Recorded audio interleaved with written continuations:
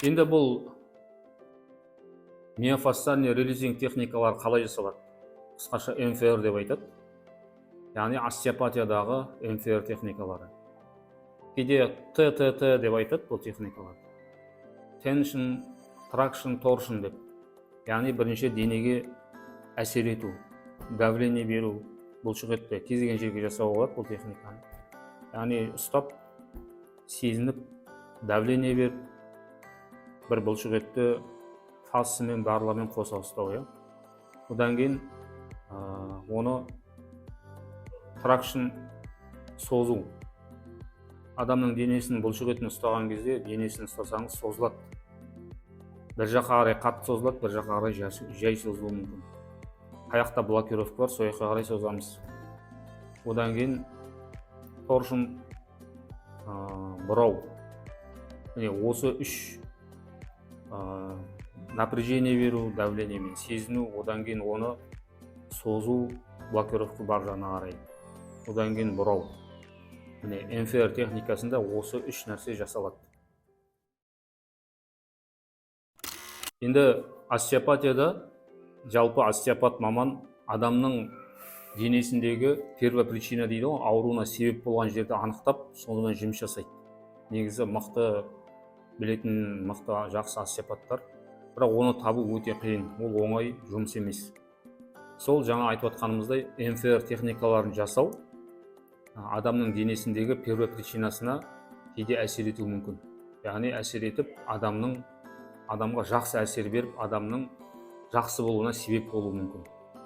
Енді МФР техниканың пайдалары өте көп. Бұны профилактика ретінде кез келген адамға, кез келген жас балалардан бастап үлкен кісілерге дейін жасай беруге болады. Енді оның пайдасы өте көп. Жаңа дененің бұлшықеттерін, фасцияларын босатады адамның. Одан кейін адамның физикалық, психологиялық жағдайын жақсартады.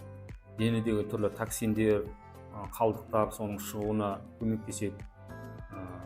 Адамның сосын омыртқасының түзелуіне, қалыпқа келуіне бұл техникалардың пайдасы өте көп. Қан айналымын жақсартады, лимфа ағынын жақсартады, бұл техника себеп болады. Пайдаларының бірі адамның денесіндегі түрлі ісіктер, ісіну, солардың қайтуына себеп болады. Беттің ісінуі деген сияқты, солардың қайтуына себеп болады. Ауырсынуды басады бұл техника жасалғаннан кейін. Стресс адамның, стресстің басылуына себеп болады. Иммунитетті көтереді бұл техника. Жаңа айттық қой, сосын психологиялық түрлі стресс адамда болатын. Адам көңіл-күйі өзгереді ғой адамның, әртүрлі жағдайлар болады. Қуанады қатты, қайғырады қатты. Сол кезде кейбір бұлшықеттер, біздің төсімізде бар бұлшықеттер, кеудемізде бар бұлшықеттер, сол бұлшықеттер жиырылып қалады. Соларды жаңағыдай қолмен остеопат маманына бару арқылы, ашу арқылы соны қалпына келтіреміз. Яғни жиырылған бұлшықеттер, тартылып қалған бұлшықеттер қалпына келеді. Осындай қысқаша пайдалары бар. Осы миофасциальный релизинг техниканың пайдаларын айтып жатырмыз. Енді бұл техниканы адам ауырсынып жатса, жетісіне 2 рет жасауға болады, әртүрлі жағдайға байланысты. Негізі жетісіне 1 рет жасалса болады. Жетісіне 1 рет жасауға болады. Егер қатты ауырсыну болып жатқан жағдайда жетісіне 2 рет бұл техниканы жасауға болады. Адамдарға осындай техникалар жасалған кезде түсінбей жатады. Біз үйреніп қалғанбыз да жаңа. Массаж жасау, денемізді ауырту, ұру, ұрып атады ғой дене неше түрлі жанемен. Қайыру.